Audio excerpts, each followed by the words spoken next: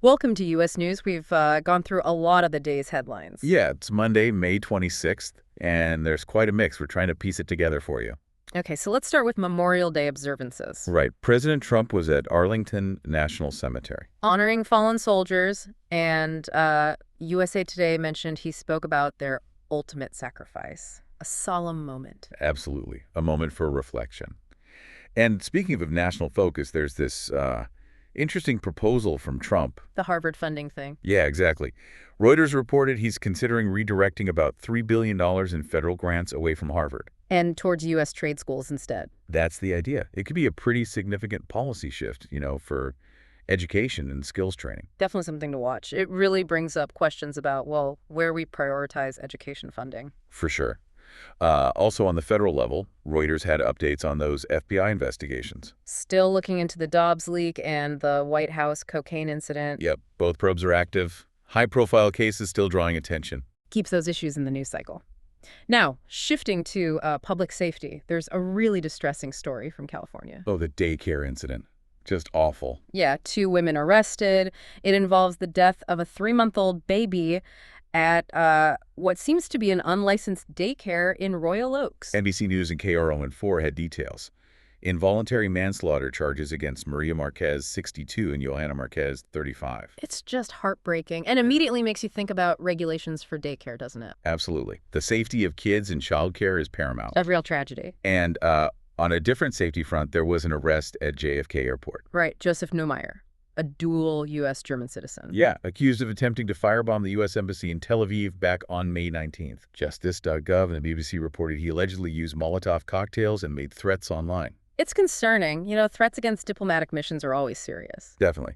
And closer to home, ABC News reported a shooting incident. On a charter boat. Yeah, leaving 11 people hospitalized. Another instance of, well, worrying violence. So a lot happening on the crime and safety beat. It seems that way.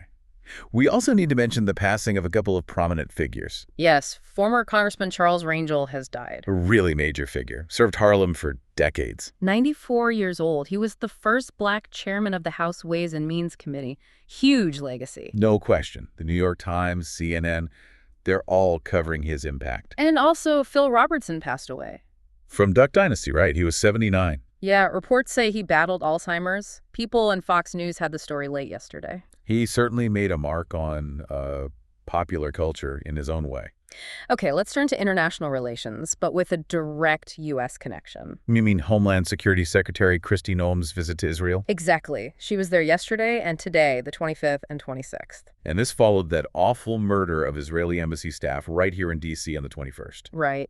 The timing is significant. Reports say she met with Israeli officials, emphasizing American support. It really links events here directly to the situation over there. Shows a vulnerability, too.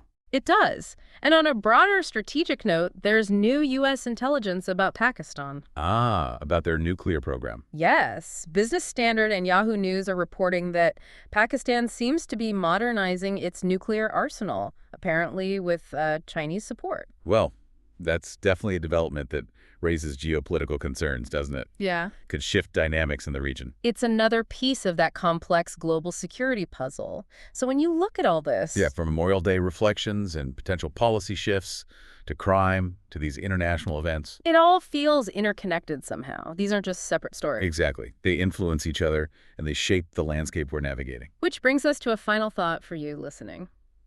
How might this convergence, all these domestic events and international developments coming together, how might that shape what's coming next, maybe even in the near future?